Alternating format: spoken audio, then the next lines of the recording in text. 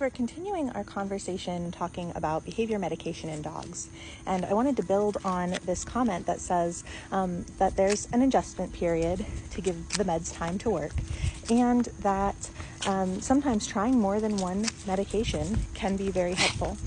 And I think that these are topics that aren't always well explained to pet parents who are investigating behavior medication for their dogs. So let's talk first about the onboarding period for medications. I have worked with folks before who have said, oh, I tried behavior medication for my dog and I didn't see an impact. And I'll say, how long was the dog on the medication? And they'll say, oh, 1 or 2 weeks, 3 or 4 weeks. And the problem in those situations is that for most maintenance medications, it takes about 4 weeks to begin seeing an impact from the medication and up to 8 weeks to see the full impact.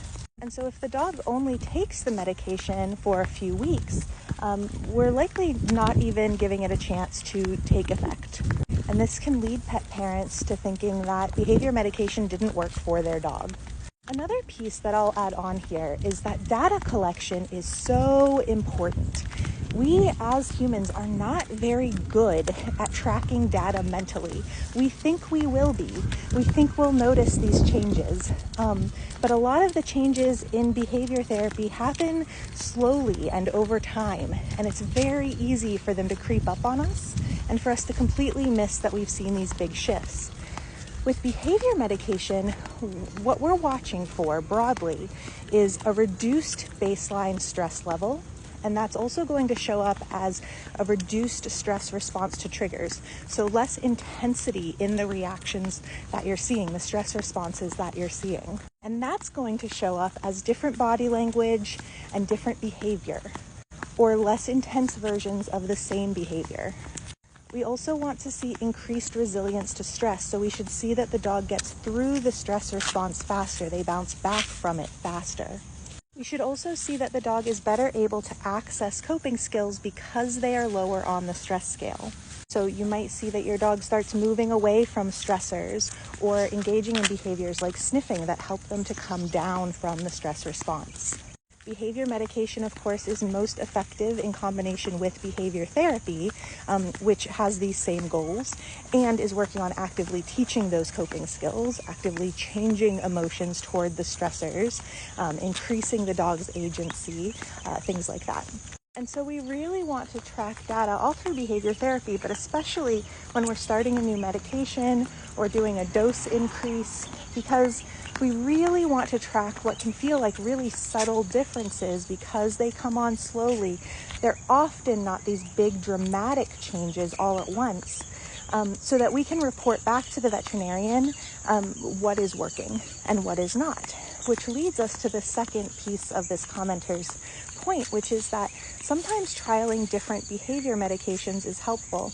And I would add on to that it's not even just trialing different medications, although that is part of it, but it can also be using different medications synergistically, and it can be adjusting the dosage of the medication. And the veterinarian, whether that's your general practitioner or a veterinary behaviorist, can best make those adjustments if they have that data. Sometimes I work with folks who say behavior medication didn't work for my dog, and I ask what they've tried, and they've tried one behavior medication, sometimes just at one dosage.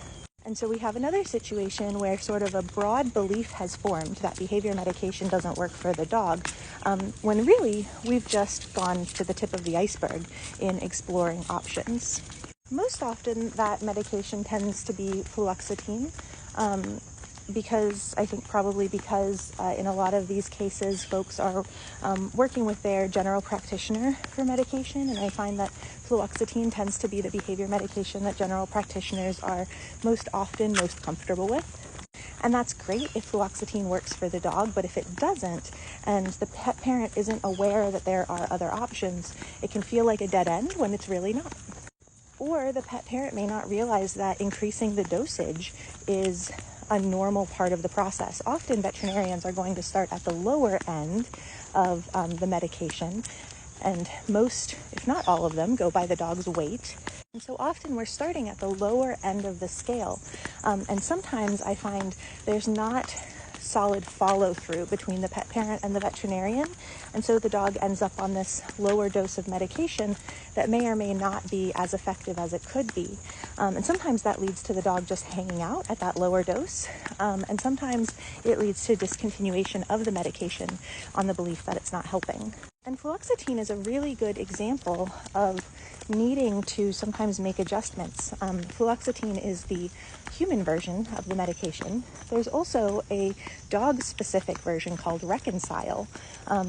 And some people report, even though it's the same medication, they report that their dog does much better on the Reconcile, which is formulated for dogs. And so sometimes even different formulations of the same medication can have a significant impact. So just like in humans, behavior medication, or in humans we call it mental health medication, is not one size fits all.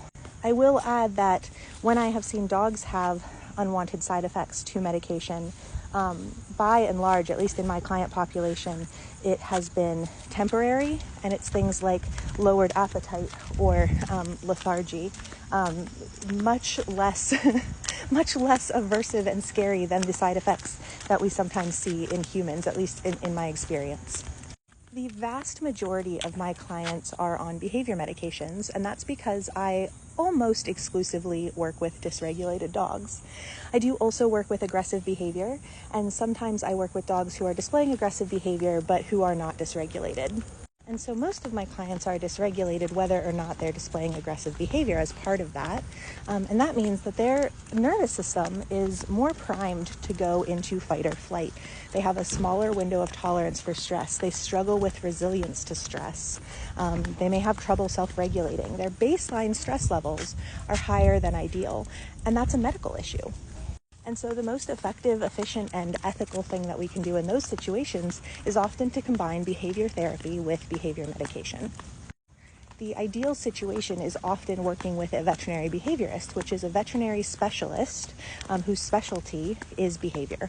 They don't replace the general practitioner. They are a specialist, just like you would see an oncologist or an orthopedic doctor or a dermatologist. And because this is what they do all day, every day, they are really good at, generally speaking, making sure that these nuances are understood and helping the pet parents go through their options to find the best fit for the dog.